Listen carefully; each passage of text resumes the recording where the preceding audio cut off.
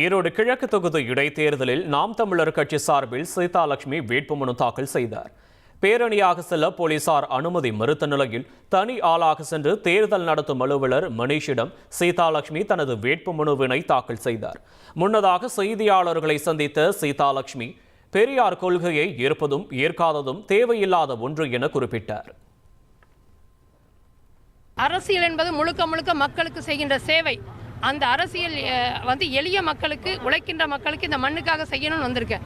இதில் பெரியார் கொள்கை ஏற்றுக்கிறனா ஏற்றுக்கலையா அப்படிங்கிறது தேவையே இல்லை. நாம் தமிழர் கட்சி அனைத்து மக்களுக்குமானது. நாம் தமிழர் அரசியல் அனைத்து உயிர்களுக்குமானது. திமுகவா நாம் தமிழர் சீதாலட்சுமியான இந்த களத்தில் பார்த்துக்கலாம் அப்படிங்கிற முடிவோடு இருக்க. தமிழர் மண் இனி ஏமாற்ற முடியாது அப்படின்னு நான் உங்களுக்கு சொல்றேன்.